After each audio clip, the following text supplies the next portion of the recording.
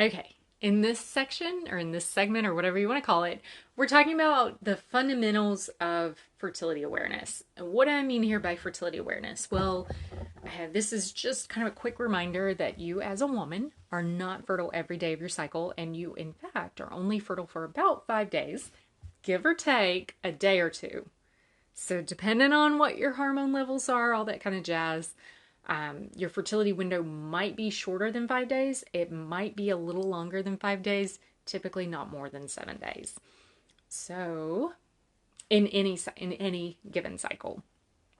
So, this is also just a quick reminder that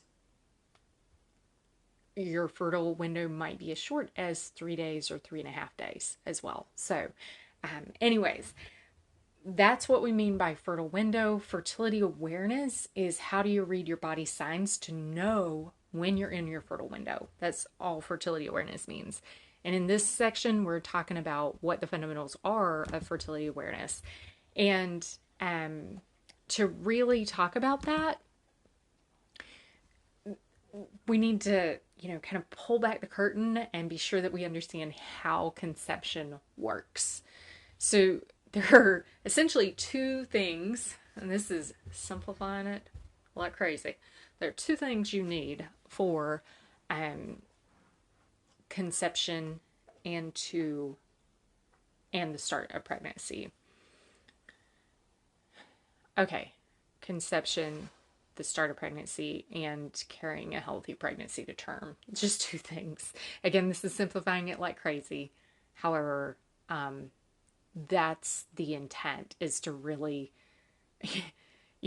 help you to understand that it's not as complex as we've made it out to be. So those two things are: a live sperm must reach the egg, and two, the lining of your uterus must be hospitable so that that fertilized egg is able to implant and grow and be maintained throughout the entire pregnancy. That's it. So what impacts the lifespan of sperm? How do we ensure that those sperm are going to be able to reach the egg? Well, there are a few factors here. The sperm need a hospitable pH environment. They need a fluid environment. The condition of your cervical opening must be right. And here, this is something that I don't think I mentioned in the anatomy section. Remember how I said that your cervix is shaped like a donut with a hole in the center of it? Well, the technical term for that hole in the center of it is cervical OS. So, anyways, if I happen to say cervical OS instead of cervical opening, just know that I'm talking about that hole in the center of your cervix. And then the last thing is the presence of an egg. So just to briefly recap, sperm need a hospitable pH environment. They need a fluid environment. They need your cervix to be open, so that opening to be open so that they're able to swim through readily, unimpeded.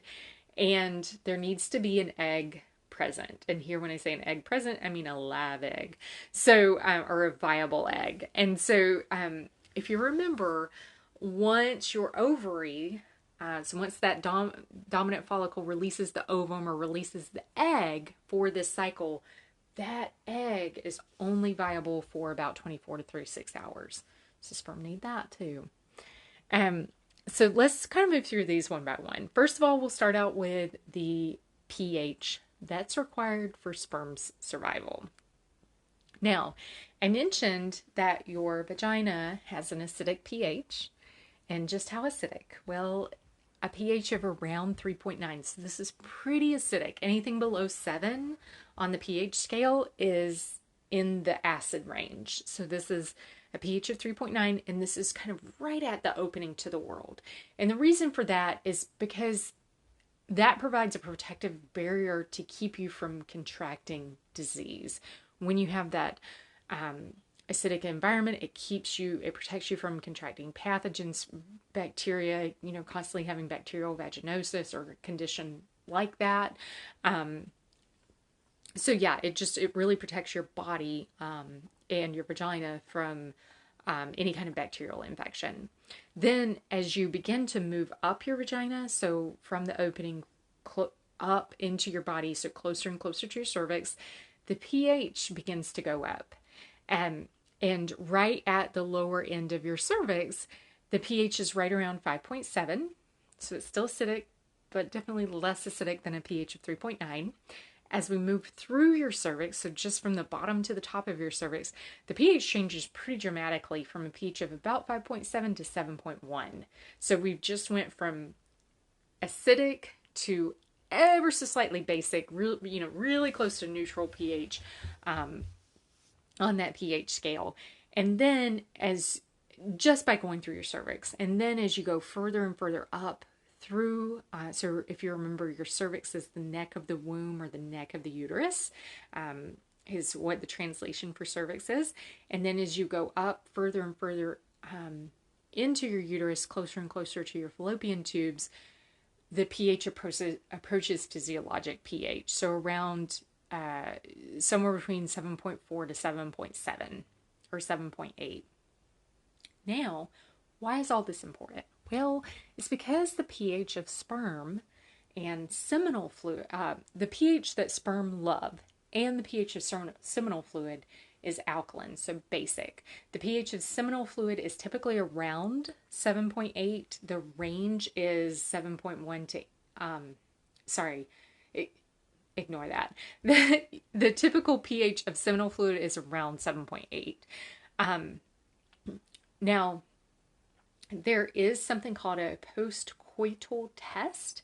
This is where essentially a swab's taken from inside your vagina after you have sex with your partner, and the pH is measured. And what is being measured there is the combination of his seminal fluid along with your cervical fluid.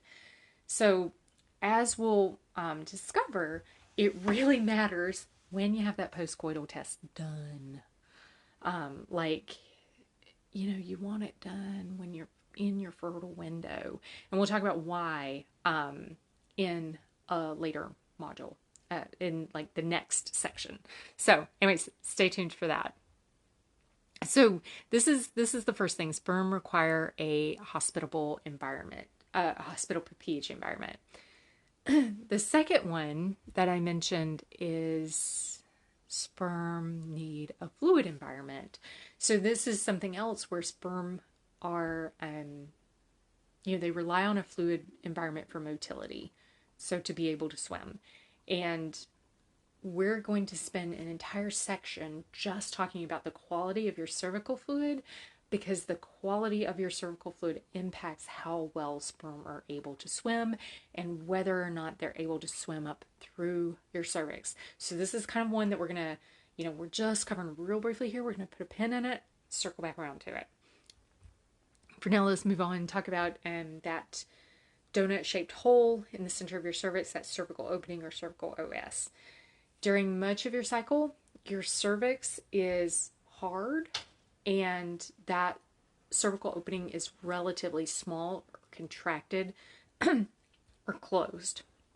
So very, very, very small, like very small diameter. And what this does is provide more of a barrier for sperm to not be able to penetrate. It also does a number of other wonderful things, like protect your body from contracting. Again, this is another, this is really just another way that your body protects you from contracting anything like a sexually transmitted disease, sexually transmitted infection, to having, to developing things like pelvic inflammatory disease, which is typically caused by bacteria that has made it through your cervix and into your uterus. So anyways, this is, your body is a creation of intelligent design. And having your cervix closed for most of your cycle, and especially when you're not fertile, when there's not an egg there anyways, just provides you extra protection from, contracting disease, from developing a condition like pelvic inflammatory disease. So anyways, however, the thing is, during your fertile window, your cervix itself is softer, and that diameter, the cervical opening becomes wider. So diameter, it widens. This better, it enables sperm to swim up through your cervix. And again, we'll kind of geek out on this a little bit more in the next piece where we talk about the different types of cervical fluid. Talk about your cervix itself in more detail. Really kind of go take a magnifying glass and kind of go deeper into your cervix. And then the last thing, an egg must be present for fertilization to occur. So if you're not close to ovulation when the sperm enter your fallopian tube, and yes, sperm actually enter your fallopian tube, kind of the science behind this is it's a little geeky. So they swim up, actually hang out in your fallopian tube, where a couple of key modifications are made to the sperm to activate them so that they're even able to fertilize the egg. So if you aren't close to ovulation when the sperm make it into your fallopian tube, then there's no egg present for fertilization. And likewise, if the sperm happen to swim up the wrong fallopian tubes, the one that's not even releasing the egg for that cycle, then those sperm just wind up, they'll wind up swimming around until they die.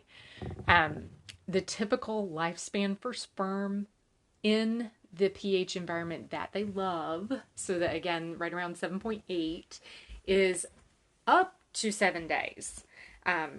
You'll oftentimes see 5 to 7 days, and 5 days is kind of the, I think it's the one that you hear most often. However, there is a fairly new research paper that found that up to about 1% of sperm can survive up to 7 days inside your uterus. Now, if the sperm doesn't make it into your uterus because you aren't in your fertile window, then the sperm will die within a few hours inside your vagina, and they'll be passed out of your body, along with seminal fluid.